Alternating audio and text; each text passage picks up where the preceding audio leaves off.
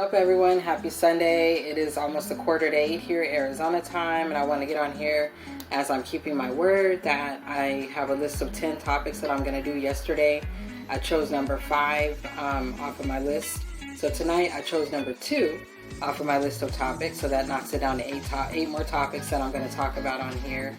Try to do it 8 days straight, 10 days straight, but 8 more days left after tonight. So the topic tonight, I'm going to keep it, real short and simple as much as I can, because I got a lot of stuff to do tonight. The topic is about living vicariously through our children. And how do you feel about this? And the reason why I want to talk about this, because as I've become a mom and my child has gotten older, she's now in 3rd grade, and I watch dance moms with her. And I know this is a reality show, but there are parents that do actually act like this, and it's sad, okay? But how do you feel about living lives vicariously through our children? Do you think it's a good thing or a bad thing? Because it could be a good and a bad thing at the same time, depending on the situation or whatever.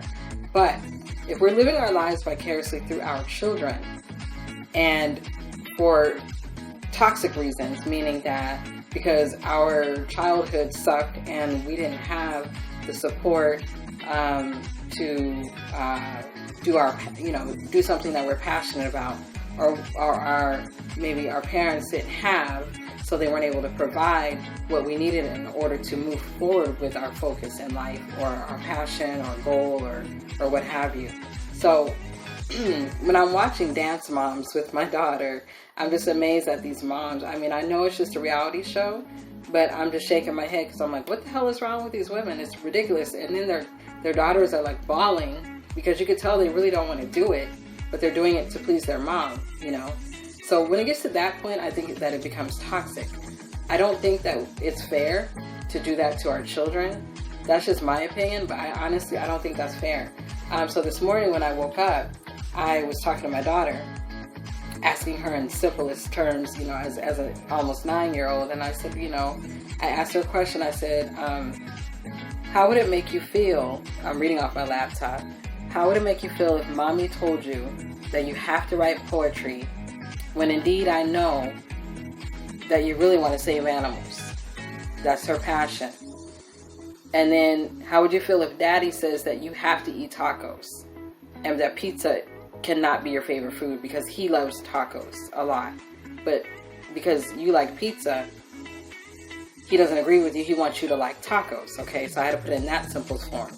So her answer was very intelligent, very, very intelligent.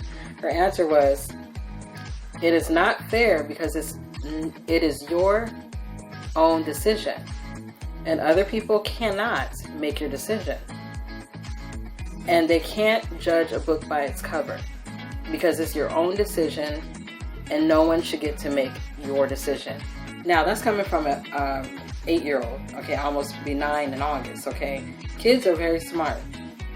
We can learn a lot. We can learn a lot from kids because half the time, us as adults, we don't have a lot of sense. So we have to learn from our children. I learn something every day about myself through my daughter, things that I need to change or work on or whatever. She teaches me a lot. I think that's why we're blessed with children, so they could teach us. Even though they're kids, they're innocent, they're honest, and they're very wise. And so we do need to listen to them. So back to this topic of living our lives vicariously through our children. I don't agree with it. I told her about a month ago when we were talking in the kitchen, a lot of our talks happen in the kitchen, and I said, you do whatever you want to do in your life. You never let anyone dictate to you on what you want to do in your life as far as your passion. And I told her, I said, even if it's mommy or daddy, do not allow us to kill your passion in life on what you want to do. That is not our decision to decide what we want for our kids. And I see it so much where, kids be just like looking so unhappy. They're doing it. They do all these things not because they want to, but because they're being forced to please their parents. And that's not fair to do that to our children.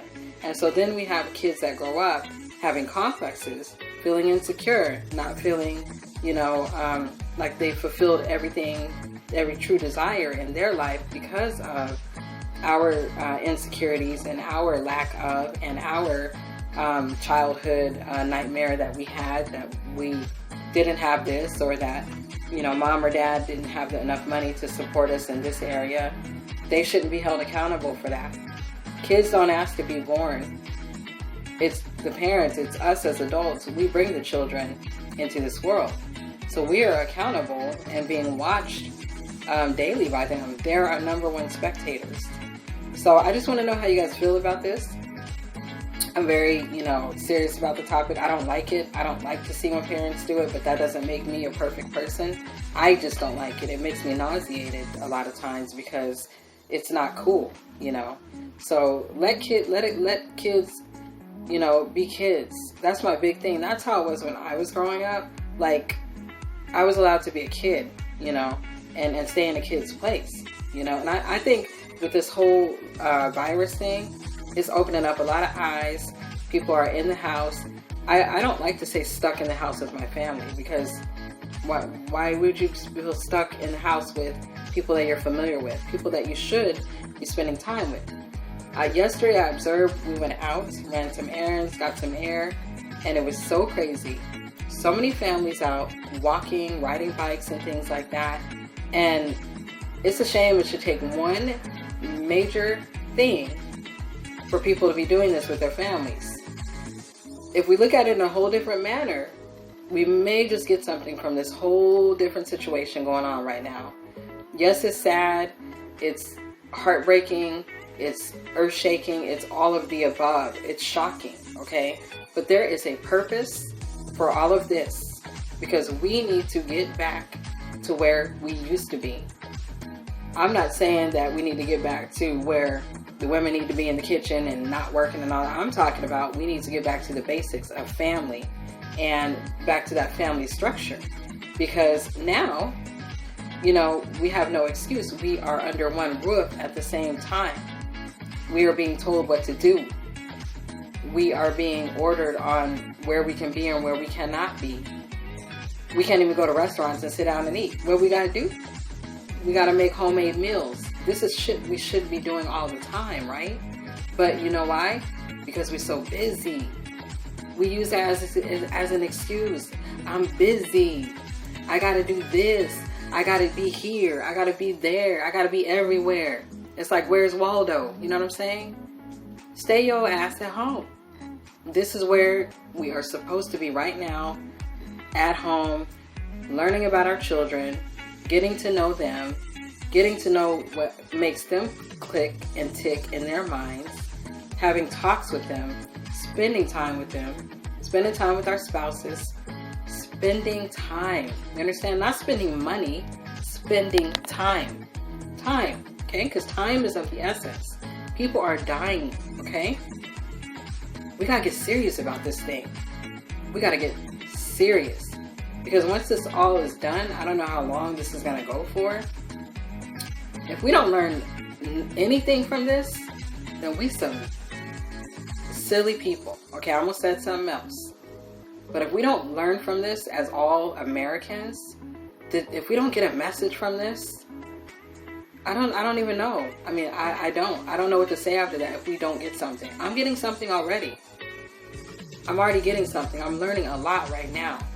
And I'm also taking this time to, I'm not going to be buying into the stimulus thing because, like I said, we don't even know what that entails.